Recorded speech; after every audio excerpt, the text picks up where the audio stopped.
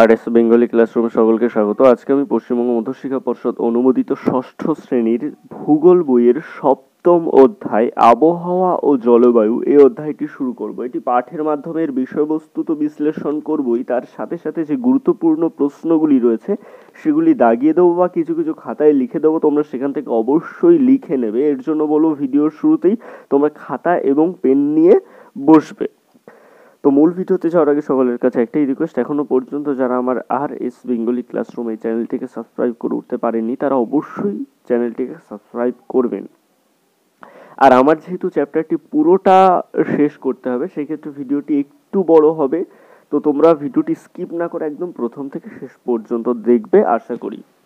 তো আবহাওয়া ও জলবায়ু, দেখো এখানে লেখা রয়েছে, রফিক সকাল 9টায় যখন বাড়ি থেকে বেরিয়েছিল আকাশ ছিল রোদ ঝলমলে, ঘড়িতে তখন 3টে, আকাশ মেঘলা করে এলো। তাহলে রফিক যখন বেরিয়েছিল তখন রোদ ঝলমলে, আবার 3টের সময় আকাশ মেঘলা করে এলো, 4টের সময় যখন সে বাড়ি ফিরছে ঝোড়ো হাওয়ার সাথে বৃষ্টি পড়তে শুরু করছে। দেখেছো আকাশের বিভিন্ন রকম অবস্থা। সে যখন বাড়ি থেকে বেরোলো তখন আকাশের একরকম অবস্থা, সে যখন তিনটের সময় ঘড়ি দেখলো তখন আকাশের একরকম অবস্থা, আবার সে যখন ফিরছে তখন কিন্তু একরকমের অবস্থা।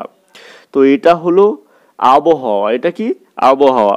এখানে একটা ছক দিয়েছে, সেটা তোমরা নিজেরা ভেবেচিন্তে টিক দেবে যে কোন দিন কেমন আবহাওয়া ছিল। দেখো এখানে লেখা রয়েছে, গরম, ঠান্ডা, মেঘলা, বৃষ্টি, রোদ ঝলমলে শব্দগুলো আমাদের চারপাশের বায়ুমণ্ডলের একটা বিশেষ অবস্থাকে বোঝায়। যে গরম পড়েছে, আজ খুব ঠান্ডা, আজ আকাশ মেঘলা, আজ বৃষ্টি হচ্ছে, রোদ ঝলমলে। প্রকৃতির এই অবস্থাগুলি সম্পর্কে কিন্তু আমরা সকলেই পরিচিত কম বেশি। দেখো এখানে আমাদের আবহাওয়ার সংজ্ঞা রয়েছে বইয়ের ভাষায়। তো কি বলেছে, আবহাওয়া বলতে কোনো নির্দিষ্ট স্থানের নির্দিষ্ট সময়ের বায়ুর উষ্ণতা, বায়ুর আর্দ্রতা, বায়ুর চাপ, বায়ু প্রবাহ, মেঘাচ্ছন্নতা এর অবস্থাকে বোঝায়। দিনের বিভিন্ন সময় আবহাওয়া বদলাতে পারে, আবার কখনো অল্প সময়ের মধ্যে আবহাওয়া বদলে যেতে পারে। দেখো এখান থেকে আমাদের কিন্তু গুরুত্বপূর্ণ প্রশ্ন আসতে পারে যে আবহাওয়া কাকে বলে, আবহাওয়া কাকে বলে এবং এর বৈশিষ্ট্যগুলি কি কি প্রশ্ন আসতে পারে। আমরা যেটুকু পাঠ করলাম সেখান থেকে, যে আবহাওয়া কাকে বলে, এর দুটি বৈশিষ্ট্য লেখো, এরকম প্রশ্ন কিন্তু আসতে পারে। তো সেক্ষেত্রে আমরা আবহাওয়ার সংজ্ঞা হিসেবে কি লিখব, আবহাওয়ার সংজ্ঞা হিসেবে লিখব কোনো নির্দিষ্ট স্থানের, ভালো করে বুঝবে, কোনো নির্দিষ্ট স্থানের নির্দিষ্ট সময়ের, কোনো নির্দিষ্ট স্থানের নির্দিষ্ট সময়ের বায়ুর উষ্ণতা, বায়ুর আর্দ্রতা, বায়ুর চাপ, বায়ু প্রবাহ, মেঘাচ্ছন্নতা এর অবস্থাকে আবহাওয়া বলে নেবে। তো আবহাওয়ার সংজ্ঞা কি আরেকবার বলি, যে কোনো নির্দিষ্ট স্থানের নির্দিষ্ট সময়ের বায়ুর উষ্ণতা, আর্দ্রতা, বায়ুর চাপ, বায়ু প্রবাহ, মেঘাচ্ছন্নতা এর অবস্থাকে আবহাওয়া বলে। তো আবহাওয়ার বৈশিষ্ট্য হিসেবে আমরা এখানে যে দুটি বৈশিষ্ট্য পাই সে অনুযায়ী লিখবো আবহাওয়ার বৈশিষ্ট্য। দেখো দিনের বিভিন্ন সময় আবহাওয়া বদলাতে পারে, দিনের বিভিন্ন সময় আবহাওয়া কি বদলাতে পারে। আর 2 নম্বর বৈশিষ্ট্য, অল্প সময়ের মধ্যেও আবহাওয়া বদলাতে পারে, খুব অল্প সময়ের মধ্যেও আবহাওয়া বদলে যেতে পারে। তো এখান থেকে যে প্রশ্নগুলি আসতে পারে সেগুলি বললাম। তারপরে বাড়ি ফিরতেই মা জানালো গরমের ছুটিতে এবার পিসির বাড়ি কালিম্পংয়ে যাওয়া হচ্ছে। পিপলুর খুব আনন্দ। মা বললেন, পিসি বলেছেন গরম জামা কাপড় আনতে। কালিম্পংয়ে সারা বছর ধরেই ঠান্ডা থাকে। কালিম্পংয়ে কি সারা বছর ধরেই ঠান্ডা থাকে, সেখানে হচ্ছে পাহাড়ি এলাকা, সবসময় বলা যেতে পারে যে ঠান্ডা বা শীতকাল থাকে। কোনো জায়গায় সারা বছর ধরে ঠান্ডা থাকে কেন, সেটা আমাদের জিজ্ঞাসা চিহ্ন এখানে জিজ্ঞাসা করা হচ্ছে। দেখো বলছে যে কোনো এক জায়গায় বায়ুমণ্ডলের একদিনের অবস্থা, অর্থাৎ তুমি যেখানে থাকো সেই জায়গাটিকে ধরো, সেই জায়গার বায়ুমণ্ডলের একদিনের অবস্থা, বিশেষত উষ্ণতা, বৃষ্টিপাত ইত্যাদি, একে বলা হয় দৈনিক আবহাওয়া। অর্থাৎ তুমি যে স্থানে থাকো সেই স্থানের বায়ুমণ্ডলের একদিনের অবস্থাকে বলা হচ্ছে দৈনিক আবহাওয়া। আর সেটি যদি তুমি 12 মাসের ধরো বা 1 বছরের ধরো, তাহলে সেটা সাধারণত কি 1 বছরের আবহাওয়া। তো এখানে দেখো আমাদের একটি লাল ছক মতো রয়েছে, তো তার মধ্যে যে গুরুত্বপূর্ণ দুটি প্রশ্ন রয়েছে, যে পশ্চিমবঙ্গের জলবায়ু উষ্ণ ও আর্দ্র ধরনের, এটা কিন্তু শর্ট কোশ্চেন হিসেবে আসতে পারে। পশ্চিমবঙ্গের জলবায়ু উষ্ণ ও আর্দ্র ধরনের, পশ্চিমবঙ্গের জলবায়ু কেমন, পশ্চিমবঙ্গের জলবায়ু উষ্ণ ও আর্দ্র ধরনের। আর একটি প্রশ্ন শর্ট কোশ্চেন হিসেবে আসতে পারে যে আমাদের দেশে এই বিশেষ ধরনের উষ্ণ আর্দ্র জলবায়ু হলো ক্রান্তীয় মৌসুমী জলবায়ু। তাহলে আমাদের দেশের এই যে উষ্ণ আর্দ্র জলবায়ুটা কি জলবায়ু? ক্রান্তীয় মৌসুমী জলবায়ু, ক্রান্তীয় মৌসুমী জলবায়ু। তাহলে আমাদের জলবায়ু কি? ক্রান্তীয় মৌসুমী জলবায়ু। আর পশ্চিমবঙ্গের জলবায়ু কি প্রকৃতির? উষ্ণ ও আর্দ্র প্রকৃতির। এখানে জলবায়ুর সংজ্ঞা রয়েছে। এখানে প্রশ্ন আসতে পারে যে জলবায়ু কাকে বলে? জলবায়ু কাকে বলে এটা যদি প্রশ্ন আসে তাহলে লিখতে হবে যে কোনো অঞ্চলের প্রায় 30 থেকে 35 বছরের আবহাওয়ার গড় অবস্থা হলো ওই অঞ্চলের জলবায়ু। তাহলে জলবায়ু কাকে বলে? কোনো অঞ্চলের প্রায় 30 থেকে 35 বছরের যে গড় আবহাওয়ার অবস্থা সেটাকে বলা হচ্ছে ওই অঞ্চলের জলবায়ু। আর পশ্চিমবঙ্গের জলবায়ু কি প্রকৃতির? ক্রান্তীয় মৌসুমী প্রকৃতির। পশ্চিমবঙ্গের জলবায়ু কি প্রকৃতির? ক্রান্তীয় মৌসুমী প্রকৃতির। দেখো এখানে আবহাওয়া জলবায়ুর মধ্যে পার্থক্য রয়েছে, যেটা কিন্তু ভেরি ভেরি ইম্পর্টেন্ট, খুব গুরুত্বপূর্ণ একটি প্রশ্ন, যে আবহাওয়া জলবায়ুর মধ্যে পার্থক্য নির্ণয় করো। এটা কিন্তু পরীক্ষায় আসতে পারে। তো এটা বইতে যেভাবে রয়েছে সেভাবে হুবহু তোমরা মুখস্থ করে নেবে। আমি একটু আলোচনা করছি আবহাওয়া ও জলবায়ু। বলছে আবহাওয়ার কোনো নির্দিষ্ট স্থানের নির্দিষ্ট সময়ের বায়ুমণ্ডলের বিভিন্ন উপাদানের অবস্থা। আবহাওয়া কি? আবহাওয়া কোনো নির্দিষ্ট স্থানের নির্দিষ্ট সময়ের বায়ুমণ্ডলের বিভিন্ন উপাদানের অবস্থা। আর জলবায়ু কি? জলবায়ু হলো কোনো অঞ্চলের 30 থেকে 35 বছরের আবহাওয়ার গড় অবস্থা। জলবায়ু হলো কোনো অঞ্চলের 30 থেকে 35 বছরের গড় অবস্থা। অর্থাৎ আবহাওয়া বলতে কিন্তু সাময়িক একটা অবস্থাকে বোঝাচ্ছে, যে সেটা কিছুক্ষণের জন্য। আর জলবায়ু হচ্ছে একটা বৃহত্তর সময়কে বোঝাচ্ছে, 30 থেকে 35 বছরের গড় আবহাওয়াকে বোঝাচ্ছে। আর এটা হচ্ছে জলবায়ু বোঝাচ্ছে। আর আবহাওয়া কি? ধরো আজকে আবহাওয়া এমন আছে, কালকে কিন্তু পরিবর্তন হয়েও যেতে পারে। সকালে আবহাওয়া এরকম আছে, বিকালে কিন্তু পরিবর্তন হয়েও যেতে পারে। তো এই ধরনের যে আবহাওয়া, সেই আবহাওয়ার গড় 30 থেকে 35 বছরের যে ভাব, সেটাকেই বলা হচ্ছে কি? জলবায়ু। আবহাওয়ার আর জলবায়ুর আরেকটি পার্থক্য কি? আবহাওয়া প্রতিদিন এমনকি প্রতি মুহূর্তে বদলায়। আবহাওয়া প্রতিদিন এমনকি প্রতি মুহূর্তে বদলায়। আর জলবায়ু কি? জলবায়ু প্রতিদিন বদলায় না। আর আবহাওয়া স্বল্প পরিসরে পরিবর্তিত। আবহাওয়া স্বল্প পরিসরে পরিবর্তিত। আর জলবায়ু বিস্তৃত অঞ্চল ভেদে পরিবর্তিত হয়, অর্থাৎ বিশাল অঞ্চল ভেদে পরিবর্তিত হয়। ধরো আবহাওয়া তোমার জেলায় একরকম আছে, পাশের জেলায় অন্যরকম হতেই পারে। তোমার গ্রামে একরকম আছে, 2-3টে গ্রাম পরে আবহাওয়া বদলে যেতেই পারে। হঠাৎ করে সেখানে বৃষ্টি শুরু হয়ে যেতে পারে, তোমার এখানে ধরো বৃষ্টি হচ্ছে না। আর আবহাওয়া এরকম হতে পারে। কিন্তু জলবায়ু দেখা যাচ্ছে যে বিস্তৃত অঞ্চল ভেদে পরিবর্তিত হয়। অর্থাৎ অন্য দেশ যদি ধরো বা অন্য রাজ্য যদি ধরো, সে অনুযায়ী কিন্তু জলবায়ু পরিবর্তিত হয়। এরপরে আমাদের যা রয়েছে সেটি হলো যে আবহাওয়া ও জলবায়ুর প্রধান উপাদান। আবহাওয়া জলবায়ুর প্রধান উপাদান, এই অংশে যাওয়ার আগে আবহাওয়া জলবায়ুর প্রধান উপাদানগুলি কী কী সেগুলি একটু জেনে নেব। এটি একটু মাথায় রাখবে যে আবহাওয়া জলবায়ুর প্রধান উপাদানগুলি কী কী। প্রধান উপাদানগুলি সম্পর্কে যদি আমরা একটু আগে থেকে জেনে রাখি তাহলে কিন্তু আমাদের বুঝতে সুবিধা হবে। আবহাওয়া জলবায়ুর প্রধান উপাদানগুলি হলো কি? বায়ুর উষ্ণতা, বায়ুর আর্দ্রতা, বায়ুর চাপ ও বায়ু প্রবাহ, মেঘাচ্ছন্নতা ও বৃষ্টিপাত। বায়ুর উষ্ণতা, বায়ুর আর্দ্রতা, বায়ুর চাপ ও বায়ু প্রবাহ, মেঘাচ্ছন্নতা ও বৃষ্টিপাত। তো এই যে বায়ুর আবহাওয়া জলবায়ুর যে বিভিন্ন উপাদান, এগুলি সম্পর্কেই এবার আমরা আলোচনা করব। আবহাওয়া জলবায়ুর প্রধান উপাদানের মধ্যে প্রথমেই রয়েছে কি? বায়ুর উষ্ণতা।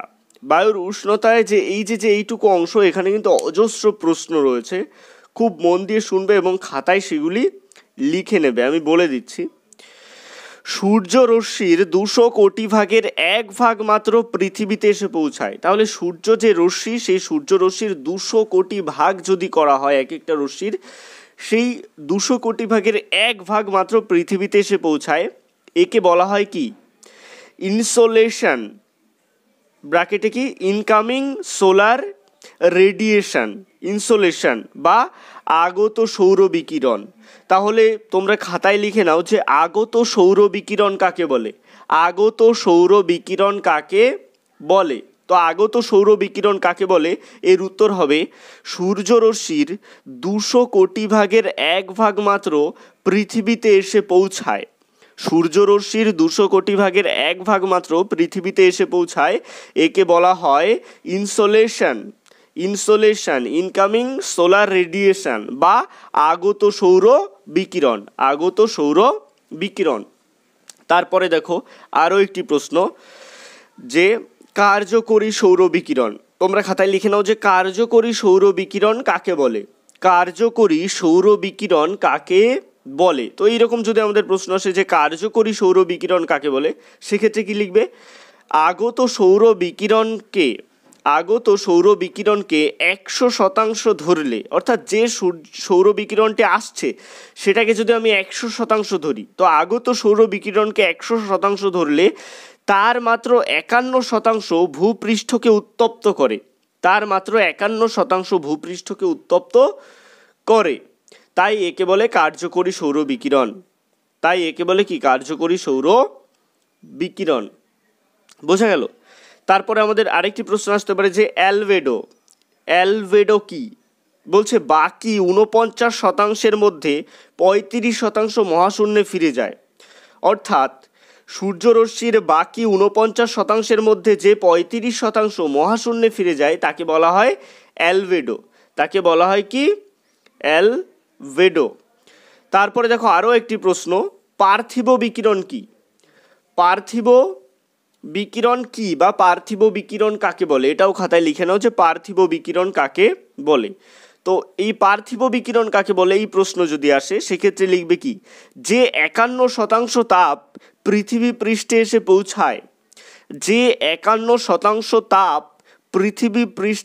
পৌঁছায়, তার প্রায় পুরোটাই বিকিরিত হয়ে মহাশূন্যে ফিরে যায়। একে পার্থিব বিকিরণ বলে। পার্থিব বিকিরণটা যদি তোমরা খুব সহজ বাংলায় বুঝতে চাও, সেটা হচ্ছে যে পৃথিবী থেকে ফিরে যাওয়া তাপ, পৃথিবী থেকে যে তাপটি আবার ফিরে যায় মহাশূন্যে, সেটি হচ্ছে কি? পার্থিব বিকিরণ। দেখো এখানে আমাদের বলছে যে বায়ুমণ্ডল সরাসরি সূর্যরশ্মির দ্বারা উত্তপ্ত হয় না।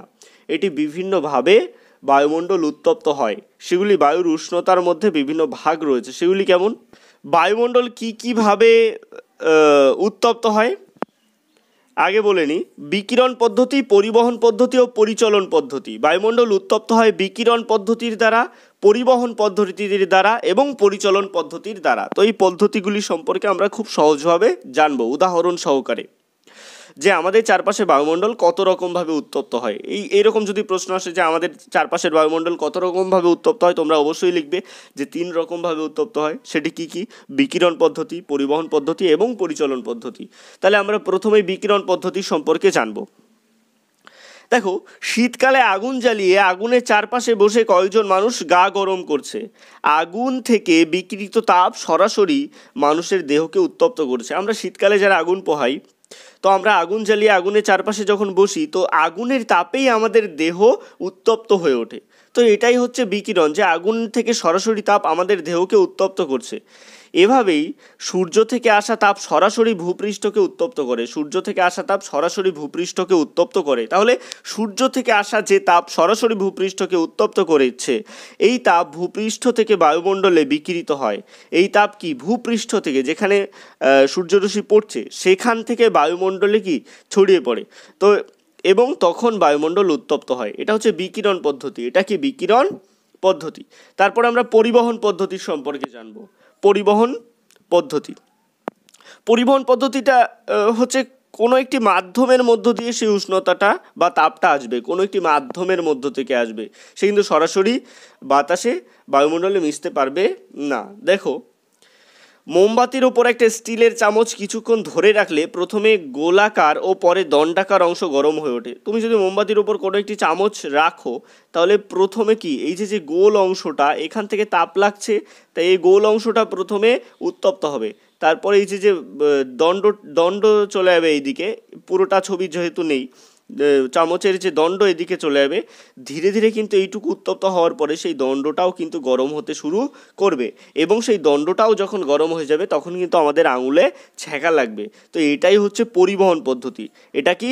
পরিবহন পদ্ধতি। তো এইভাবেই বলছে, এইভাবেই সূর্যের তাপে উত্তপ্ত ভূপৃষ্ঠের সাথে লেগে থাকা নিচের বায়ুস্তর উত্তপ্ত হয়। বায়ুস্তর উত্তপ্ত হওয়ার পরে কি করে, এই উত্তপ তার ঠিক উপরের লাগোয়া বস্তু স্তরে সঞ্চালিত হয়।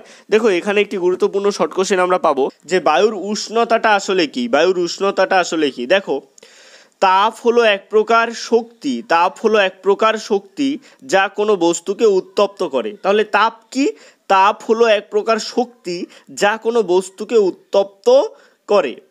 আর উষ্ণতা কি, তাপমাত্রা বা উষ্ণতা হলো তাপের পরিমাপ।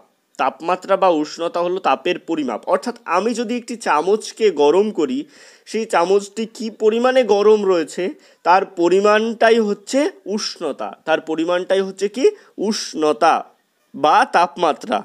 আমরা বিকিরণ ও পরিবহন পদ্ধতি সম্পর্কে জানলাম, এবার আমরা পরিচলন পদ্ধতি সম্পর্কে জানব। একটা পাত্রে খানিকটা জল নিয়ে গ্যাসে বা উনুনে বসালে কিছুক্ষণ পর জলটা কি গরম হয়ে উঠবে, খুব সাধারণভাবেই।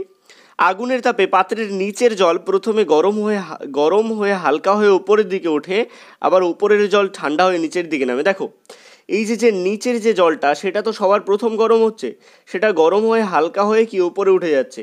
আবার এখানের যে ঠান্ডা জলটা মানে অপেক্ষাকৃত কম গরম জলটা, সেটা আবার নিচের দিকে চলে আসছে। সেটা তো ভারী অবস্থায় রয়েছে, সেটা নিচের দিকে চলে এসে আবার গরম হচ্ছে, আবার সেই গরম জল ঠান্ডা হয়ে মানে গরম জল হালকা হয়ে উপরের দিকে উঠে যাচ্ছে। আর আবার এখানে যে অপেক্ষাকৃত কম গরম জল সেটা ভারী হয়ে কিন্তু আবার নিচের দিকে নেমে যাচ্ছে।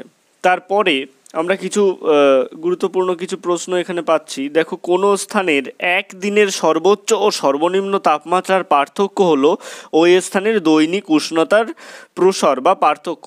তাহলে আমাদের যদি প্রশ্ন আসে দৈনিক উষ্ণতার প্রসার বা পার্থক্য কাকে বলে, খাতায় লিখে নিতে পারো দৈনিক উষ্ণতার প্রসার বা পার্থক্য কাকে বলে। এর উত্তর হবে কোনো স্থানের একদিনের সর্বোচ্চ ও সর্বনিম্ন তাপমাত্রার পার্থক্য হলো ওই স্থানের দৈনিক উষ্ণতার প্রসার বা পার্থক্য। তার মানে একদিনে সর্বোচ্চ কত তাপমাত্রা হচ্ছে এবং সর্বনিম্ন মানে সবচেয়ে কম কত তাপমাত্রা হচ্ছে, তার যে পার্থক্য, এই দুটোর মধ্যে যে পার্থক্য সেটাই হচ্ছে দৈনিক উষ্ণতার প্রসার বা পার্থক্য। তারপরে আরও একটি প্রশ্ন এখানে লিখে নিতে পারো যে গড় বার্ষিক উষ্ণতার প্রসার, গড় বার্ষিক উষ্ণতার প্রসার কি।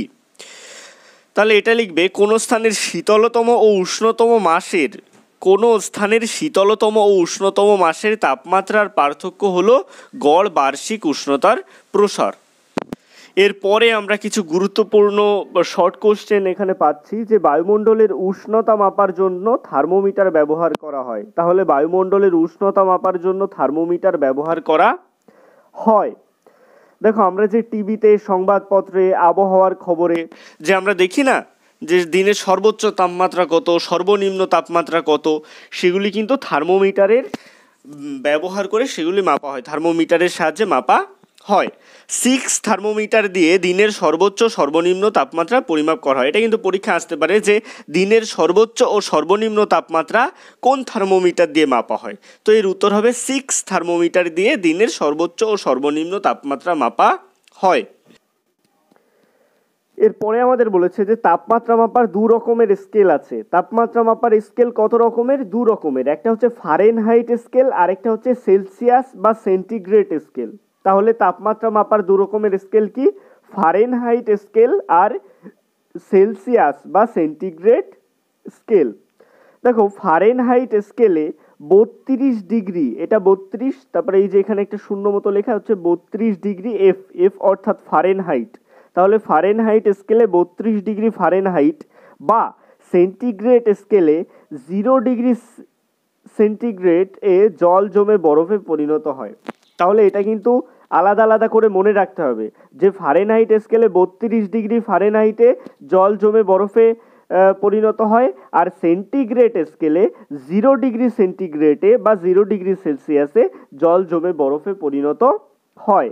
আর ফারেনহাইট স্কেলে 212 ডিগ্রি ফারেনহাইটে, আর ফারেনহাইট স্কেলে 212 ডিগ্রিতে জল ফুটে বাষ্পে পরিণত হয়। তাহলে ফারেনহাইট স্কেলে 212 ডিগ্রি ফারেনহাইটে জল ফুটে বাষ্পে পরিণত হয়, আর সেন্টিগ্রেড স্কেলে 100 ডিগ্রি সেন্টিগ্রেডে জল ফুটে বাষ্পে পরিণত হয়। তাহলে জ্বর হলে সাধারণত থার্মোমিটারের কোন স্কেলে মাপা হয়? এটা কিন্তু সেন্টিগ্রেড বা সেলসিয়াস স্কেলে মাপা হয়। এরপরে আছে বায়ুর আর্দ্রতা। বায়ুর আর্দ্রতাটা কি খুব সহজভাবে বুঝে নাও, যে নির্দিষ্ট উষ্ণতায় নির্দিষ্ট পরিমাণ বায়ুতে যে পরিমাণে জলীয় বাষ্প থাকে, অর্থাৎ একটি নির্দিষ্ট উষ্ণতায় নির্দিষ্ট পরিমাণ বায়ুতে যতটা পরিমাণে জলীয় বাষ্প থাকবে সেটাই হচ্ছে ওই বায়ুর আর্দ্রতা। দেখো বর্ষাকালে সারাক্ষণ ভেজা ভেজা একটা ভাব থাকে, সেটা হচ্ছে ওই বায়ুর আর্দ্রতা। জামা কাপড় শুকনো হতে চায় না। এই ভেজা ভেজা ভাব কেন হয় জানো? ওই ভেজা ভেজা ভাবটাই হচ্ছে কি বায়ুর আর্দ্রতা, কারণ তখন জলীয় বাষ্পের পরিমাণ বাতাসে কি থাকে? জলীয় বাষ্পের পরিমাণ বাতাসে বেশি থাকে। আর শীতকালে বায়ুতে জলীয় বাষ্প কম থাকে, এর জন্য আমাদের জামা কাপড় তাড়াতাড়ি শুকিয়ে যায় এবং চামড়াতেও টান ধরে, দেখবে কি চামড়া সাদা সাদা হয়ে যায়। তো বায়ুর আর্দ্রতা মাপা হয় হাইগ্রোমিটার যন্ত্রের সাহায্যে। শর্ট কোশ্চেন মুখস্থ করে নেবে যে বায়ুর আর্দ্রতা মাপার যন্ত্রের নাম কি? হাইগ্রো। হয়কারে হার ওসই হাই গয়রফালা ওকার ময়ূরশ্রী টয়কারে টার। হাইগ্রোমিটার যন্ত্রের সাহায্যে বায়ুর আর্দ্রতা মাপা হয় কিসের সাহায্যে? হাইগ্রোমিটার যন্ত্রের সাহায্যে। আর বায়ুর আর্দ্রতা কাকে বলে? নির্দিষ্ট উষ্ণতায় নির্দিষ্ট পরিমাণ বায়ুতে যে পরিমাণে জলীয় বাষ্প থাকে সেটাই হচ্ছে ওই বায়ুর আর্দ্রতা। তাহলে আবহাওয়া ও জলবায়ুর যে বিভিন্ন উপাদান রয়েছে তার ভিতর বায়ুর উষ্ণতা এবং বায়ুর আর্দ্রতা সম্পর্কে আমরা জানলাম। এর পরবর্তী ভিডিওতে আমরা বায়ুর চাপ ও বায়ু প্রবাহ, মেঘাচ্ছন্নতা, বৃষ্টিপাত ওগুলোতে যাব। তো এটাই ছিল আজকের সম্পূর্ণ ভিডিও। ভিডিওটি কেমন লাগলো অবশ্যই কমেন্টের মাধ্যমে জানিও। ভিডিওটি ভালো লাগলে লাইক করো, একই ক্লাসের বন্ধুদের সাথে শেয়ার করো। আর এই অধ্যায়ের পরবর্তী পার্টের ভিডিওটি আমি অবশ্যই ডেসক্রিপশনে দিয়ে দেবো, তোমরা সেখান থেকে দেখে নেবে। সবশেষে একটাই রিকোয়েস্ট, এখনও পর্যন্ত যারা আমার চ্যানেলটিকে সাবস্ক্রাইব করে উঠতে পারেনি তারা অবশ্যই RS বেঙ্গলি ক্লাসরুম এই চ্যানেলটিকে সাবস্ক্রাইব করুন আর পাশে থাকা বেল আইকনটিকে প্রেস করুন নতুন ভিডিওর আপডেট সবার আগে পেতে।